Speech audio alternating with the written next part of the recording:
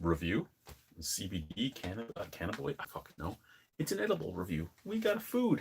It's a food. It is a food. It has calories. It's a food. It has to be a food if it has calories. I don't know how bad the internet's going to be right now, but we are right above the modem. Like, I could lift the modem up and show it to you.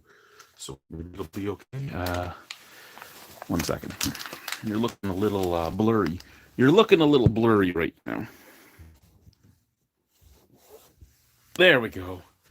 Not so much oil on it. Anyway, we are looking at Mota Indica cola bottles today. So 100 milligrams of THC per bag, 20 milligrams, of THC a bag, 20 milligrams a bag, 10 pieces a bag. So every one of these cola bottles has 2 grams of CBD and 10 grams of THC. Not grams, sorry, grams. I'm over exaggerating here. So there's sour cola bottles that are all CBD, something that would be great to try. We'll do those next. We did get a whole bunch of edibles. This is going to be used against me in my next court case by my ex-wife. She's going to be like, he eats edibles. He can't be a dad. That's basically going to be word for word what's said against me. Calories. 10 servings per package. 130 calories per package. Absolutely nothing till you get to carbohydrates. And for that's a lie. There's 60 milligrams of sodium in this entire package, which is 2%. So if I ate all 10 of these, I'd get 2% of it. That would probably kill me. 30 milligrams of THC comes in the fuzzy peaches, and the fuzzy peach for each fuzzy peach. And I'm drunk/high for like 18 hours once it hits me, an hour and a half. It does the very opposite, for me at least, of whiskey. There is no such thing as whiskey dick, but my wife loves THC dick. So we're gonna eat these tonight. And then 32 grams, 11% of your carbohydrates for the entire bag. So let's open her up. Let's try some. They smell like cola bottles, but there is a very, very apparent weedy, skunky scent to them as well. They look like cola bottles. I only want one. Edibles do seem to hit me a lot different than actual smoke, so there is a little bit of like sugar on it, but it looks like a cola bottle. Smells like a cola bottle, except it does have a little bit of an earthy, grainy scent to it as well. Let's try it.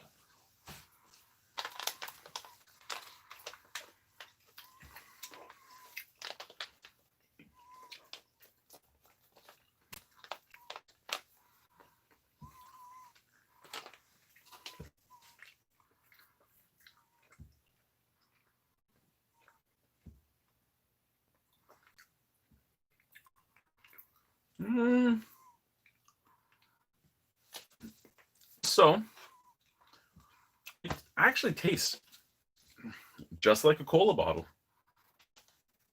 It almost tastes like you just drank Dot soda or Cot soda, like real no-name stuff. Just sugared water. Don't taste bad. I won't know how these affect me until about an hour and a half from now. Might be what I needed though, because it does have a little bit of CBD. I mean, I'm getting 2 milligrams of CBD, so not a lot, but I can tell you that 3 milligrams of THC does seem to be too much for my body in an edible, because I eat one of those and then I'm fucked. I can't deny it. I'm fucked. It's the best way to say it. I'll be playing video games. Edibles hit me long after I've eaten them, right? People tell you, half an hour to 45 minutes. No, it's about an hour and a half to 2 hours later that they really hit me. And the last fuzzy peach I had, and we'll review some fuzzy peaches once I get some more. But the last fuzzy peach I had, I was playing video games. I'm enjoying myself playing Far Cry New Dawn right now, right? And I'm playing Far Cry New Dawn, and I've been playing for about an hour and 20 minutes, and then it hit me, and my legs started buckling, and I started swinging like this, and I'm like, oh God. it's time to go to bed. And I press start, I save the game, put the controller down, and I'm like, I've been drinking beer. I only had 4% alcohol beer, so I'm not drunk, but I have to pee. I don't know if I'm going to make it to the washroom. And I leave the bedroom, and I get to the staircase to the washroom, and it's 2 steps. It's 2 steps. And I'm getting hit by these 30 milligrams of THC in this fucking one fuzzy peach. I don't think it's actually 30 milligrams. I think they're lying. And I step up to the first step. I'm like, and I get up on the first step, and I fall back down, and I fall into one of my dog's crates, because that's exactly what happened. And I look around, and I'm like, I can't pee in my pants. So I crawl up the steps.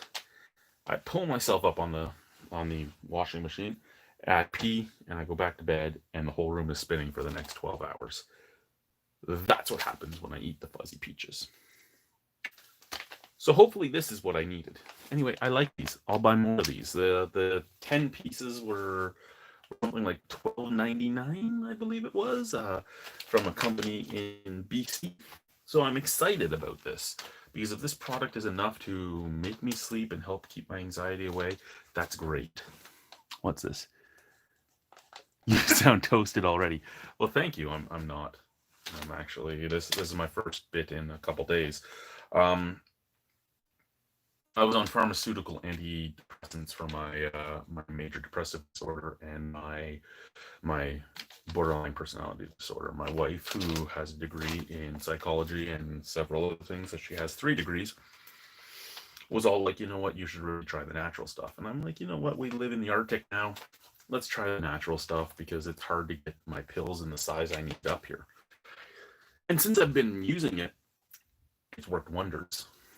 But I haven't been able to make a routine of using it. So we're on a staycation right now, because we're locked down up in the Arctic. They won't let us fly to the south. And even if they did let us fly to the south, we're not allowed to come back out again. So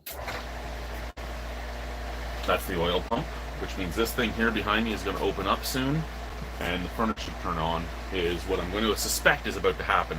So I'm going to talk a little louder now.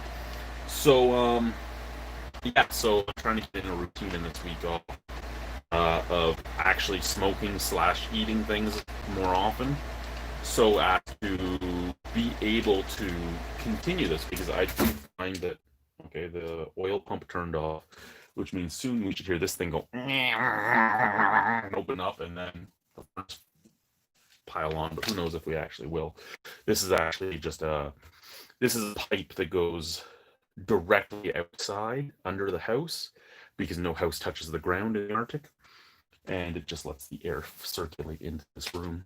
But anyway, so yeah, I'm using this week to try and get into a routine of smoking or eating before I go to bed, because it actually allows me to sleep, and it makes it so that I don't need my my high dose pharmaceuticals, and that makes me happy. So I like the taste of this stuff, and it's not expensive, so hopefully it works out. Do I have snow on the ground up here already? We have about 1.5 feet of snow on the ground right now, if not a little bit more. We have ATVs that I had to put together in some sea canisters out by one of our warehouses.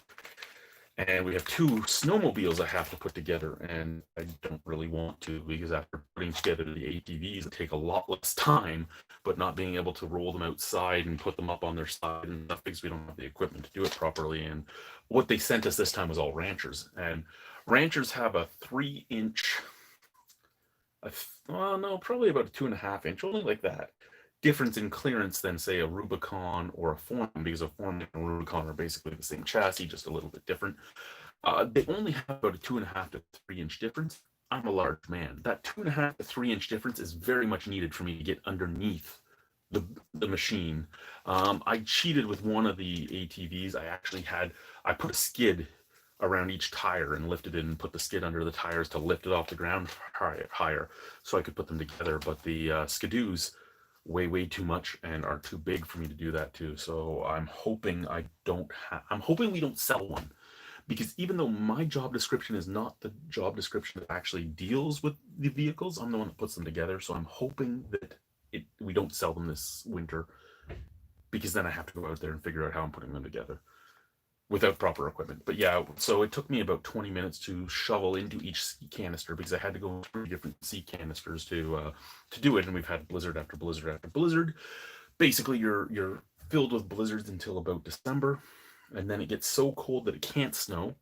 And then December and January and part of February you have no snow, and then February and March your blizzards again.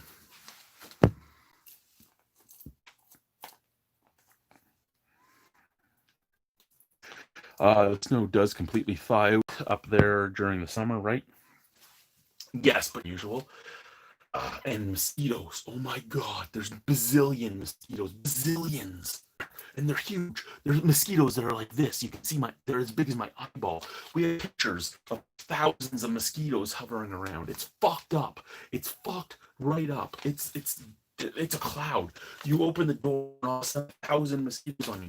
We did sea lift, and I was wearing, it was the summer, and I'm wearing long sleeve shirts, pants. I have a mosquito helmet on. I have gloves on, because I don't want to get eaten alive any more than I already have. And yeah, that's what happens. But the snow usually melts end of May, and it comes back September. So you basically have June, July, and August without snow. And that's your spring and your summer. Our sea lift comes in our first sea lift. We get 2 sea lifts where we're not high Arctic. We're still Arctic. We're Nunavik, but not high Arctic. But one comes in July, and your second sea lift comes in October, and your second sea lift has an icebreaker go first before it comes in. It comes in, it drops off, and then it gets the fuck out of Dodge before it gets fucking iced in.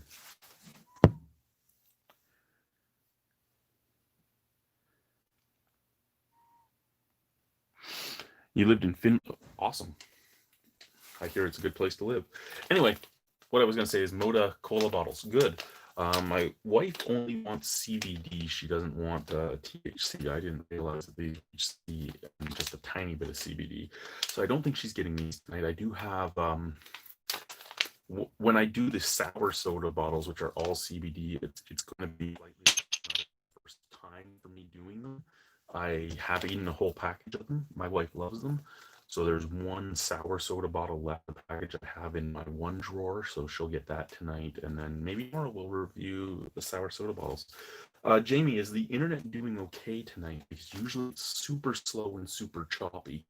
I'm just curious because I want to go and upload a few videos tonight, and again, internet.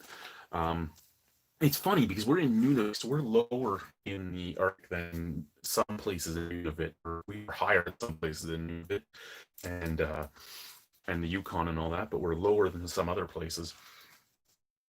But because technically part of Quebec, and we are governed by the KRG, which is an Inuit-led government, we don't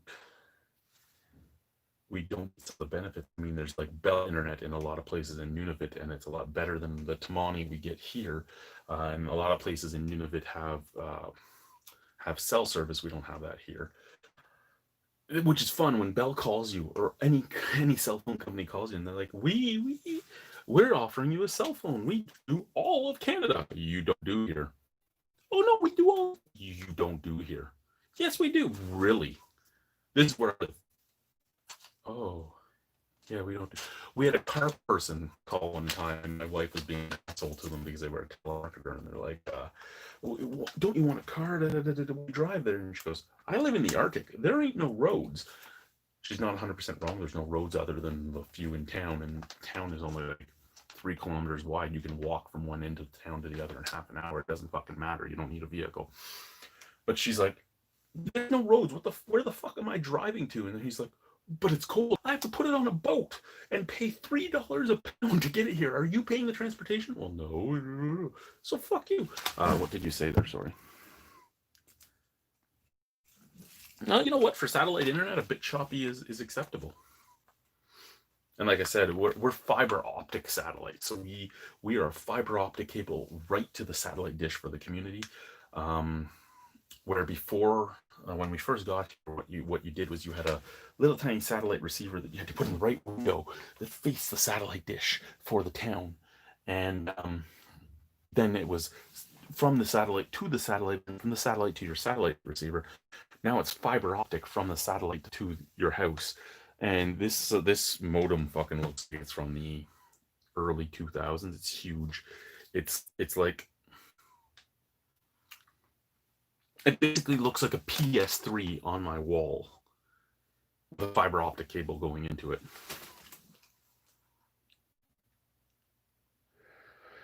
Am I planning to stay here for the long term? Our plan is a 5 to 10 year plan.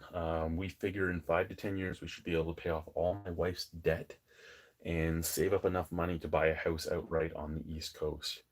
We're not 100% sure if we're going to end up in PEI, Newfoundland, Nova Scotia, or New Brunswick, but the East Coast is where we want to end up. Um, I will have to go back to Ontario first to go back to court for my ex-wife to reset my visitation schedule with my kids. But yeah, the plan is work up here, pay off debt, save up money, and go back south. So 5 to 10 years is our plan. We're kind of hoping for less time, not because we don't like here. It's beautiful up here. There's some of the nicest people you've ever met in your life up here. Also, people up here that aren't the nicest people up here. It's a lot like any community. The only difference is this community is smaller in the fact that you have a lot more people pushed into a smaller space of land. You're like you're like a small town divvied up like a city. Like houses are all real close, but there's like 1,700 people here, right? So really close proximity in the houses. 1,700 people, not a lot of people, but the people that are not the nicest are very vocal, which is the same you get anywhere. Just like when you're in a big city, like you stay out of that. You stay out of the East End. The East End's one full of. So I mean, again, there are some amazing people here. There are some of the best people I've ever met up here. And there's some people that aren't. It just weighs on you sometimes.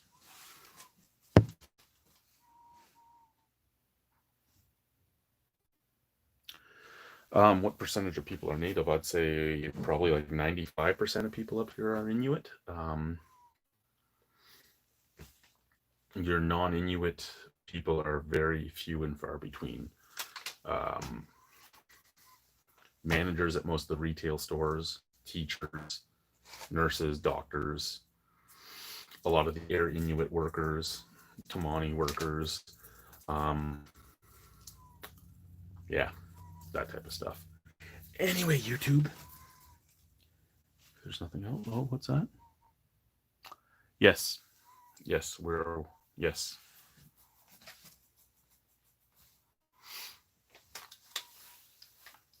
$100%. 100%. The place I work, we probably have 30 employees. There is 7 of us from the south, and rest is all locals.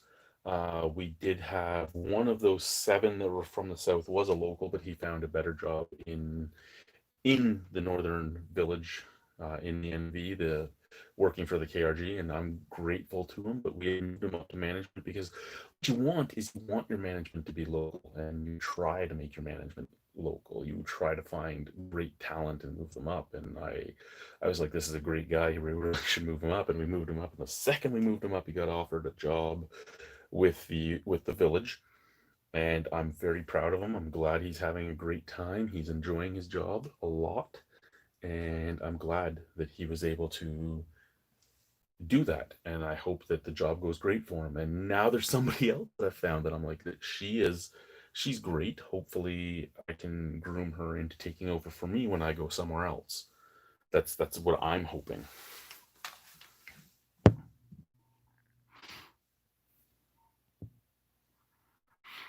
Yes, Inuktitut is the language up here.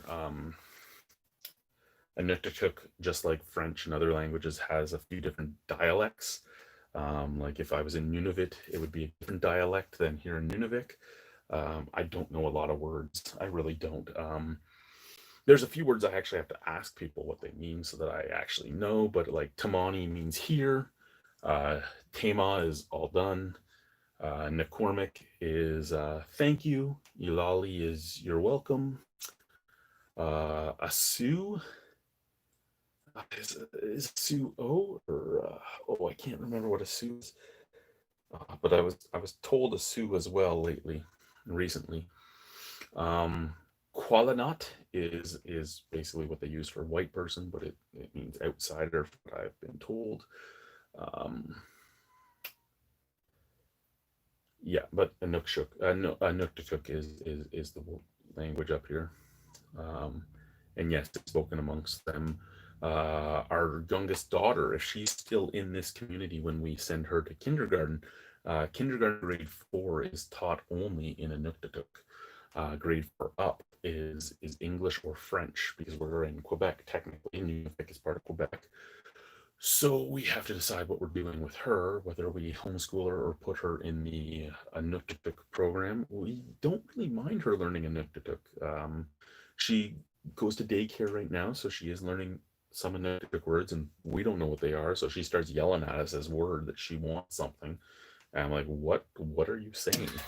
And oh, that's another oil pump kicking in. That's hot water tank oil pump kicking in. So I'm still surprised the chute to the outside has not turned on. Oh, it's firing up, so the chute should open up. I agree, any language is useful. How does it not open up? Oh, it did open up, we just didn't hear it open up. So